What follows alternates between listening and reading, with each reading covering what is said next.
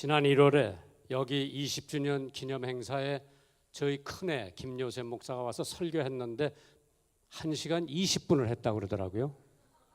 근데 목사님 그러시는데 1시간 20분 했는데 은혜를 엄청 많이 받으셔서 저한테 이제 1시간 20분 하라고 그러는 건지 그게 너무 길어서 좀 짧게 하라고 그러는 건지 내가 지금 감을 못 잡았는데 아까 찬양대 또 여기 찬양하시는 분들 참 제가 은혜 많이 받았습니다. 우리 찬양하신 분들 위해서 한번 뜨거운 박수 해주셨으면 좋겠고요.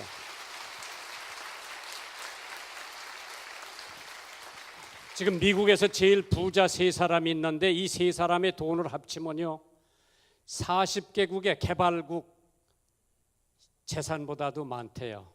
빌 게이츠, 또 저 네브라스카에서 온 사람 있죠. 버핏, 버핏이라고 하는 사람하고 폴 앨런이라고 하는 3사람의 재산을 합치면은 개발도상국 40개국의 돈보다도 더 많대요. 그 지금으로부터 한 1세기 지난 전에 뉴욕에 살고 있던 가장 세계 갑부라고 하는 사람 하나 있는데 그 사람이 이름이 존 D. 락펠러. 이 사람이 33살 때 최초로 자기 인생에서 100만 불의 순수한 이익을 얻은 백만장자가 되었습니다. 지금은 뭐 백만장자가 흔하기 때문에 지금 홍익영 장로도 백만장자예요. 그러나 이 당시에 백만장자라고 하는 사람은 엄청 큰 부자입니다. 그가 하루에 100만 불의 순이익이 난 것은 53세 때입니다. 그런데 그에게는 엘로피셔라고 하는 탈모 증세 비슷한 병이 있었는데 머리카락이 빠지고 눈썹이 빠지는 병에 걸렸습니다. 얼마나 초계한지 식사도 제대로 못하고 저녁에 잠도 제대로 못하는데 어느 날 의사로부터 이러한 진단을 받았습니다. 당신은 지금 상태로 55세를 넘기기가 어렵다고 하는 진단을 받았습니다. 절망이죠. 그 진단을 받은 그날 밤 그는 잠을 이루지 못하고 괴로워했습니다. 그 당시에 사업은 너무나 잘 되기 때문에 하루에 100만 불을 벌어들이기 시작했습니다. 그는 그 순간이 닥치자마자 재산이 아무런 의미가 없었습니다. 허무한 생각이 들기 시작했습니다. 밤새도록 괴로워하다가 한순간 침대에서 벌떡 일어나서 돈은 아무것도 아니다, 하나님은 모든 것이 된다고 외치면서 침대 옆에 무릎을 꿇고 기도를 시작합니다. 그 기도가 새벽까지 이어지면서 기도와 함께 새벽을 맞이한 록펠러의 인생은 그 다음부터 달라집니다. 그것이 신앙이에요.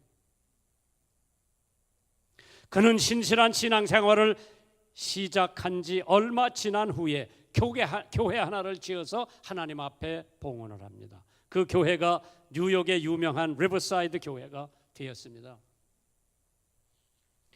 그리고 그는 재단을 만들어서 가난한 사람들의 도움을 주었고 의료 사업을 위해서 재산을 쏟아붓기 시작합니다.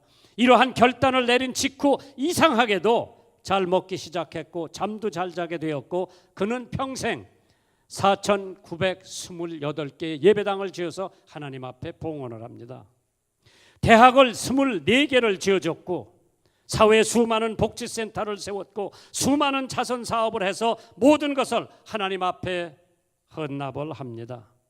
의사들은 그가 55세를 넘기 어렵다고 진단을 했지만은 록펠러는 98살까지 살다가 하나님의 부름을 받고 천당을 갔습니다. 록펠러가 이러한 신앙을 가지게 된 동기는 간단합니다.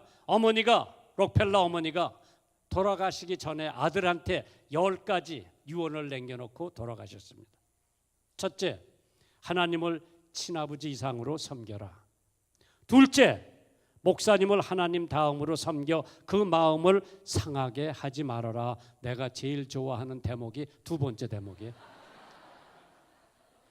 세 번째, 오른쪽 주머니에는 항상 11조를 준비해둬라. 네 번째, 원수를 만들지 말아라. 다섯 번째, 예배를 드릴 때 항상 앞자리에 가서 예배를 드려라. 여섯 번째, 매일 아침 그날의 목표를 세우고 하나님께 기도하라. 일곱 번째, 잠자리에 들기 전에 반드시 하루를 반성하고 기도를 드려라. 여덟 번째, 남을 도울 수 있다면 힘껏 도와라. 아홉 번째, 주일날 예배는 꼭 본교회에서 드려라. 열 번째, 아침에는 제일 먼저 말씀을 읽어라. 이것이 록펠러 어머니가 돌아가시기 전에 자기 아들 존 D 록펠러에게 10가지 유언을 남겨놓고 돌아갔기 때문에 그는 그 신앙의 바탕에서 세계적인 거부가 됐고 많은 자선 사업을 해서 지금까지 록펠러 후손들이 그 재단 계속 유지하고 있는 줄 믿으시면 아멘 하시기 바랍니다.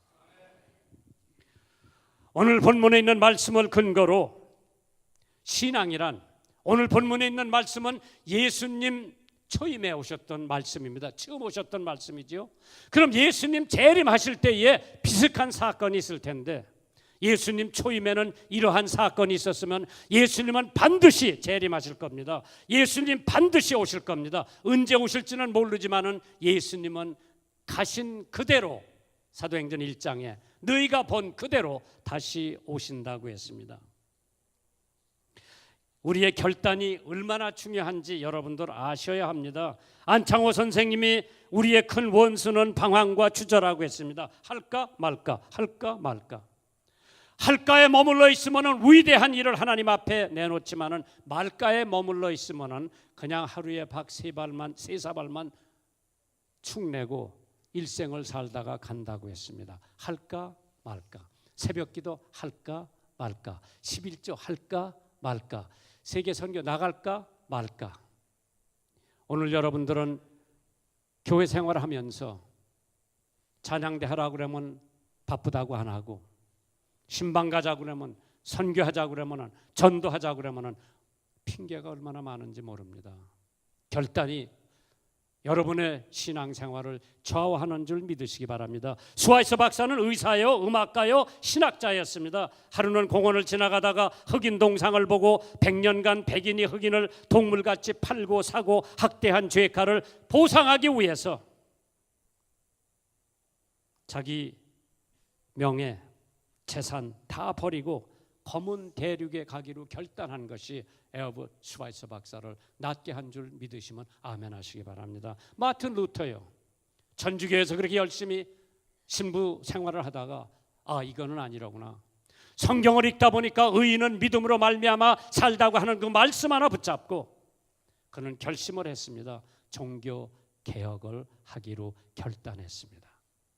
다니엘은 뜻을 정하여 왕의 진미와 그의 마시는 포도주로 자기를 더럽히지 아니하리라 하고 자기를 더럽히지 않게 하기 위해서 환관장에게 부탁을 했다고 했습니다. 이게 다니엘의 결단이었습니다. 오늘 본문에 있는 말씀을 보시면 예수님 초임 때에 마태복음 21장 9절에 앞에서 가고 뒤에서 따르는 무리가 소리질러 가로되 호산나 다윗의 자손이여 찬송하리로다. 주의 이름으로 오시는 이여 가장 높은 곳에 호산나 하더라. 하나님께서 가장 기뻐하는 것은 우리가 하나님의 성호를 찬양하는 겁니다. 설교보다 더 좋아하는 것이 하나님을 찬양하는 일인 줄 믿으시면 아멘 하시기 바랍니다. 찬양은 하나님이 기뻐하십니다. 그렇기 때문에 얘들은 지금부터 축복받은 애들이에요. 여러분들이 성경을 보시면 골로새서 3장 16절에 그리스도의 말씀이 너의 속에 충성히 거하여 모든 지혜로 피차 가르치며 권면하고 시와 찬미와 신령한 노래를 부르며 마음에 감사함으로 하나님을 찬양하라고 했습니다. 히브리서 13장 15절에 이러므로 우리가 예수로 말미암아 항상 찬미의 제사를 하나님께 드리자고 했습니다. 오늘 찬양대원들은 집에 가시거든 역대하 20장을 한번 읽어보세요. 이스라엘 백성들이 전쟁터에 나가면은요, 거룩한 찬양복을 입고 제일 앞에 쓴 사람들이 찬양대예요. 그래서 나는 찬양대 절대 안 해요. 왜? 찬양대 총알바지요. 그러나 마태복음 21장 9절에 예수님 처음 이 땅에 오셨을 때에 앞에서 가는 무리 뒤에서 따르는 사람들이 호산나 다윗의 자손이여 찬송하리로다. 고통 가운데도 찬양하는 신앙이 진짜 신앙입니다. 우리 집사람이 골수암 3기 말기 죽음을 기다리고 있을 때에 우리 가족이 모여서 하나님 앞에 예배를 드리죠. 찬양하고 예배를 드리고 우리에게 지금까지 주신 하나님께 감사드리고 하나님이 데려가서도 감사하고 하나님이 고쳐주시면 더욱더 감사하고 또 그냥 그 지병이 계속돼도 감사하고 우리 3남매가 앉혀놓고 예배를 드리면서 하나님 앞에 감사할 수밖에 없었던 것은 우리 인간으로서는 이렇게 저렇게 고칠 수가 없지만은 빌리그램 목사님도 기도해 주시고 우리 교회에서 철야기도 하고 또 뭐 기도에 기도빨 센 분들이 기도해 주시고 우리 사람이 10년 전에 알았던 골수암 3기 골수 이식까지 했죠. 지금도 살고 있어요. 하나님의 은혜죠. 그러나 이러한 역경과 시련과 가시밭길을 걸어갈 때는 누구나 다 기도해요. 그러나 이러한 상황에도 찬양하는 신앙은 진짜 신앙입니다. 아내가, 남편이, 아이들이, 자녀가 어려운 병에 걸려서 생사에 왔다 갔다 할 때에 기도는 그건 누구나 다 할 수 있어요. 그러나 그러한 때에 찬양하는 신앙은 말세를 대비하는 신앙인 줄 믿으시면 아멘 하시기 바랍니다. 우리 교회 11월 달만 되면은요 새벽기도 나오지 말라고 그래도 아래 우리 꽉 차더라고요. 왜 그런가 보니까 대학 입시가 임박했어요. 근데 입시가 딱 끝나면은 우리 교회 새벽기도가 절반으로 줄더라고요. 그러나 붙은 집 애는 감사헌금도 내고 와서 찬양도 하는데 떨어진 집은 초상집이에요. 그러나 우리가 하나님 앞에 찬양을 올려드리는 것은 어떠한 환경의 지배를 받지 않고 애가 떨어져도 찬양, 붙어도 찬양. 성경에 보면은 시편 135편에서 150편까지 읽어보세요. 찬양하라 찬양하라 찬양하라 찬양하라 찬양하라가 계속 나옵니다. 시편 113편 1절에 할렐루야 여호와의 종들아 찬양하라 여호와 이름을 찬양하라. 147편 1절에 할렐루야 하나님께 찬양함이 선함이며 찬송함이 아름답고 마땅하도다. 할렐루야 할렐루야 할렐루야가 무슨 뜻이에요? 하나님을 찬양하라 찬양하라 찬양하라 그 뜻이에요. 우리가 어떠한 역경과 고난과 가시밭길을 걸어간다 하더라도 찬양하는 신앙은 말세를 대비하고 예수님 재림을 대비하는 신앙이지. 우리가 어떤 환경의 지배를 받아서 뭐 남편이 승진하고 뭐 아이가 대학에 붙으면 찬양하고 떨어지면 울상이고 하나님 앞에 드려지는 찬양은 우리의 어떠한 환경의 지배를 받지 않고 항상 찬양하는 신앙이 예수님을 기다리는 신앙이요 재림을 기다리는 신앙인 줄 믿으시기를 주님의 이름으로 축원합니다. 여러분 사도행전 16장 읽어보세요. 바울과 실라가 전도하다가 직사하게 얻어맞고 감옥소에 갇혀 들어가 있을 때 자정쯤 돼요. 성경에 보니까 실라와 바울과 기도하고 찬미함에 죄수들이 들었더라. 기도하고 찬미하니까 옥토가 흔들리고 문이 열리고 쇠사슬이 끊기고 간수가 횃불을 들고 들어와서 선생들이여 내가 어떻게 해야 구원을 얻을 수 있느냐 그러니까 주 예수를 믿어라 그리하면 너와 네 집이 구원을 얻으리라. 찬양은 기적을 낳습니다. 하나님께서 찬양을 기뻐하십니다.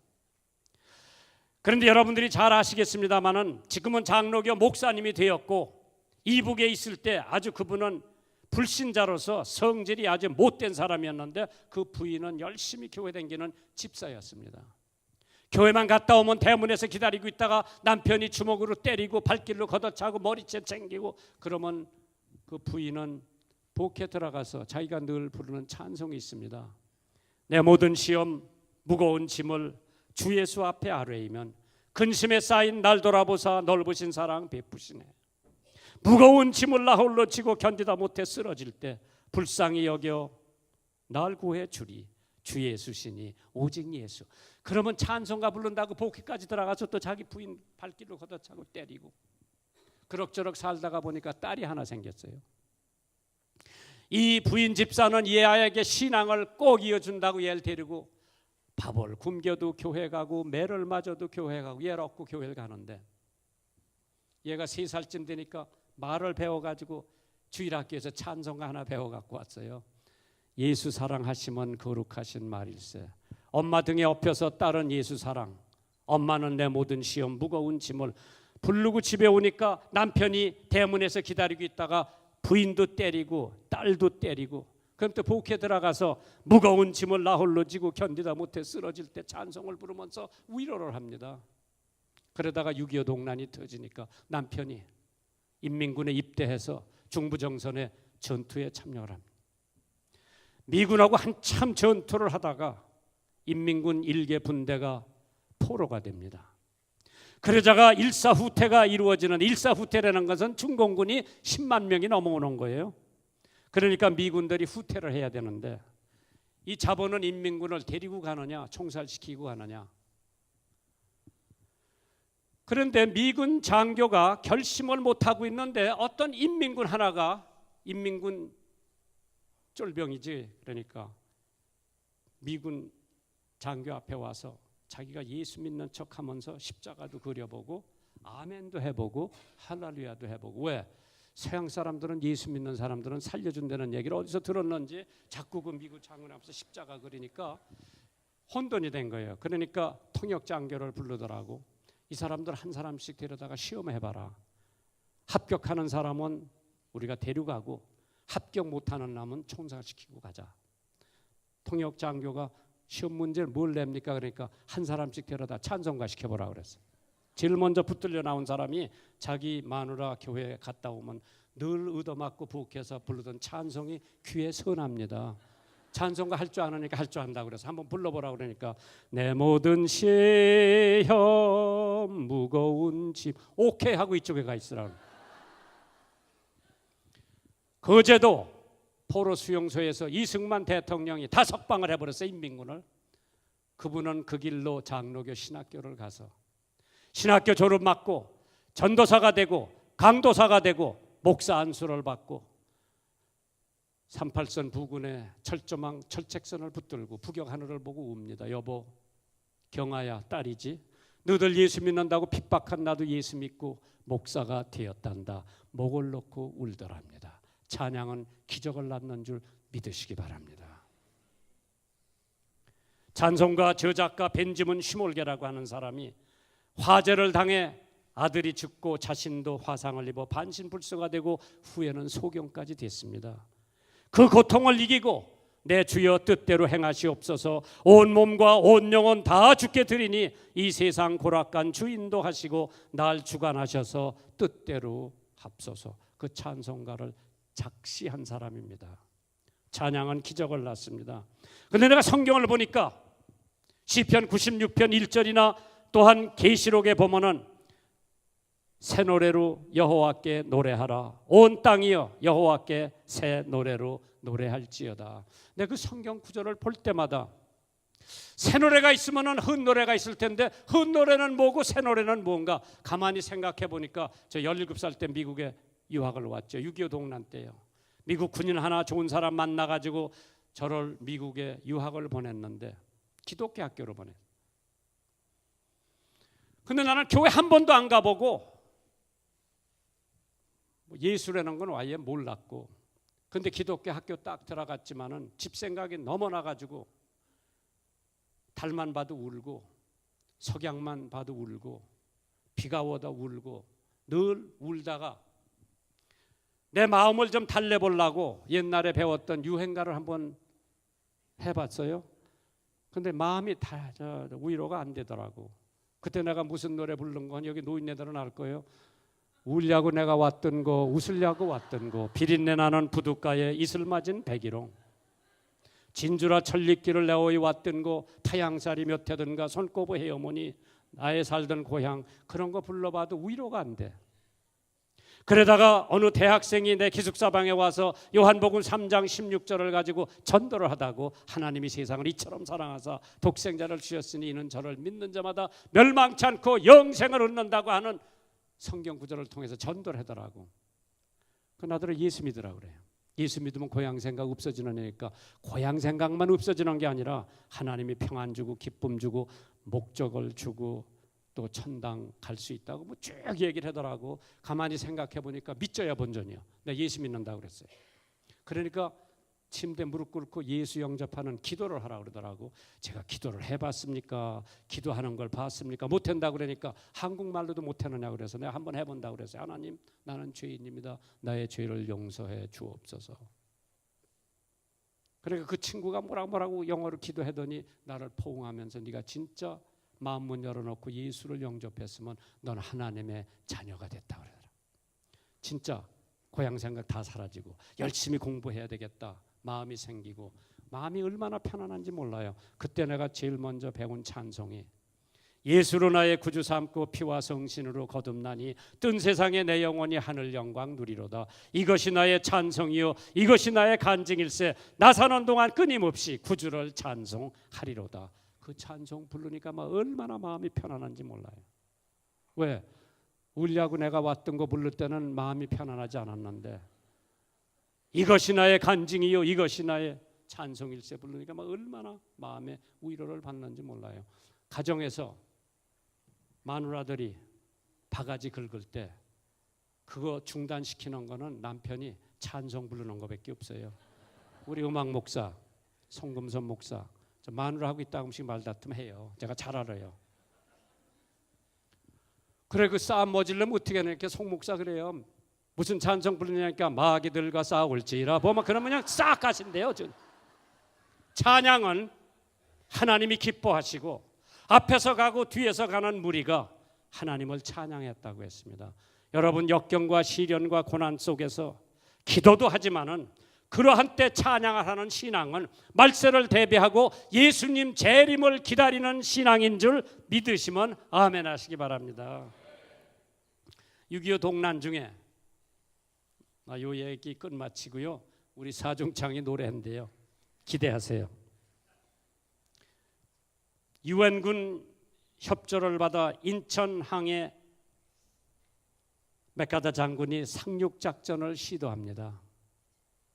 그런데 세계 전쟁 역사에 상륙작전에 성공한 것은 놀만디 2차 대전 때 상륙작전밖에 성공 못하고 번번이 실패를 했습니다. 인천은 간만의 차이가 엄청 심합니다. 그래도 맥가다 장군이 철야기도 하고 인천 상륙작전을 시도합니다. 그것을 알고 우리 육군이 그 인천 부두의 창고에 이미 인민군이 점령하고 있을 때죠. 보급품을 잔뜩 싸놓고 그때 오연대 연대장이 자기 부하들에게 이제 소탕작전에 들어가는데 너희들이 보는 인민군은 모조리 사살을 하라 명령을 시달하고 캄캄한 금은밤에 얼마나 총성이 요란한지. 그러다가 총성이 딱 멎으니까 창고 깊숙한 데서 찬송 소리가 들리더랍니다. 하늘 가는 밝은 길이 내 앞에 있으니. 깜짝 놀란 연대장이 찬송 부르는 놈이 누구냐 그러니까 예수 믿는 인민군이요 하고 대답을 하더래요. 인민군이 무슨 예수 믿느냐. 국군을 들여보내서 무장을 해제시키고 데리고 나와서 질문을 합니다. 네 고향이 어디냐? 신의주입니다. 어느 교회 나갔느냐? 한경직 시무하시는 교회에 다녔습니다. 만약 제가 여기서 죽거들란 한경직 목사님에게 그 교회 청년이 찬송 부르면서 죽었다고 전해달라고 그러더래. 이상해서 연대장이 내 이름이 뭐냐 그러니까 오아무개라고 그러더래. 너희 아버지 조남이 어떻게 되니까 오아무개 장로라고. 그에게 깜짝 놀라고 육군 대령 연대장이 그 인민군을 껴안고 너는 내 친동생이로구나. 형은 나이가 먹어서 월남해가지고 군대 입대해서 육군 대령이 돼서 연대장이 됐고 동생은 그때 어려서 군대 못 들어가다가 이제 나이가 차니까 인민군에 입대해가지고 인천 상륙작전에서 형제가 찬송하면서 만나게 되는 줄 믿으시기 바랍니다. 찬양은 기적을 낳습니다. 여러분이 이민 생활에 힘들 겁니다. 어려울 겁니다. 아마 여러분들도 고향을 그리면서 눈물도 많이 흘렸을 겁니다. 어떤 때는 내가 여기 무터러 왔나? 지금 한국 잘 살아요. 여기 댈러스 텍사스 문제가 아니에요. 한국 잘 살아요. 이거 고지 안 듣네. 진짜요. 한국 잘 살아요. 내가 59년도 말 60년도에 갔을 적에는요, 수원서 서울 포장이 안 돼 있어요. 안양서부터 포장돼 있어요. 그때 포장된 도로가 없어요. 지금 시골에 가보세요. 여긴 보니까 포장 안 된 데가 도로 있대. 한국은 없어. 다 포장돼 있어. 고층 아파트가요, 저 시골까지 20층 30층 고층 아파트들이 뭐 얼마나 많이 들어섰는지 모르고 참 편해요. 제가 처음 목회할 때 우리 교회 자동차는 제가 여기서 가져간 픽업 트럭 하나밖에 없었어요. 우리 교회 자동차 하나도 없었어요. 우리 교회 제일 힘든 게 뭔지 아세요? 주차장이에요. 새로 자동차 사갖고 와서 주차장에 다보 파킹이 아니라 쿠아주레포 파킹이에요. 네 차를 다 갖다 파킹. 뭐 나갈 데도 없어. 예배 마치고 찬양에 은혜 받고 설교에 은혜 받고 나가서 집사님들이 처음 자동차 몰고 와서 뒤로 빠꾸 하다가 이쪽 차도 긁어놓고 이쪽 차도 긁어놓고 주차장에서 나 싸움하는 거 많이 봤어요. 이게 대한민국이에요. 교회가 지금 제일 큰 문제 안고 있는 건 주차장이에요. 한국교회예요. 그만큼 하나님께서 5,000년 역사 유래에 한국을 저렇게 축복해 준 적이 없습니다. 교회가 성장하면서 한국 경제가 성장했고요. 여러분의 자녀들을 이민에 다 보내가지고요. 옛날에 1492년에 콜럼버스가 미국을 발견했죠. 지금 나는 세계 구석구석 댕겨봐도 한국 교회 없는 데가 없어. 참 대단한 민족이에요. 뭐 고지 안 듣네? 진짜요. 터키에 가봐도 중국에서요 제일 큰 교회는 한국 교회예요. 상해 가봐도 3,000명 모이는 한국 교회가 있고요. 북경에 가봐도 그렇죠. 청도에 가봐도 2,000명, 3,000명 모이는 한국 교회가 있어요. 한국 민족 대단해요. 왜? 하나님이 왜 우리 민족 축복해 주셨습니까? 그 외정 때 역경 가운데도 신사참배 거부하고 하나님 믿었고요. 공산당이 내려와서 예수 믿는 목사들 다 잡아 가두고 총살해도 그때도 열심히 신앙 지켰던 우리 한민족을, 우리 비서가 아까 전화가 왔는데 목사님 아세안 게임의 1등이 누군지 아세요? 내가 어떻게 알아? 뉴스 못 보고 신문도 못 봤는데 나 모른다 그러니까 대한민국이 지금 1등이래. 아세안 게임에 금메달 제일 많이 탔대요. 이 대단한 민족이에요. 여기 와서 공부하는 우리 2세들 3세들이 앞으로 세계의 지도자들이 되고, 지금 박근혜 대통령은 카나다 국빈으로 와 있지요. 내일 모레 유엔에 와요. 그럼 우리 사무총장이 반기문 총장이지요. 세계은행 총재가 김씨요. 박근혜 셋이 기후변화 뭐 회의하고 강연하고 유엔은 들었다 놓을 수 있는 사람들이 한국 지도자들이에요. 대단한 민족이고 대단한 나라예요. 이제 예수님 재림하기 전까지 여러분들 기도도 하지만은 찬양하는 신앙 가지시기를 주님의 이름으로 축원합니다. 여기서 괜히 주눅 들지 말고 어깨 쫙 펴고 턱 올리고 그렇다고 교만하는 게 아니에요. 자부심을 가지고 이민사회에 지금 뭐 흑인도 대통령 나오는데 앞으로 한국 2세 3세가 미국 대통령 하지 말래는 일은 없을 거예요. 하세요. 내가 기도해 줄 테니까 하세요. 요셉 목사 막내딸이 지금 중학교 1학년인데 할아버지, 걔는 여기서 났어요. 저희 아버지 여기 안식년에 들어왔다가 애 생겨가지고 여기서 났어요. 미국에서 난 미국 시민은 대통령을 할 수 있어요. 이민 와서 미국 시민 된 사람은 대통령을 못 해먹어요. 여기서 그냥 애 많이 나세요. 그 중에 하나가 대통령도 될 수 있고 텍사스 주지사도 될 수 있고요.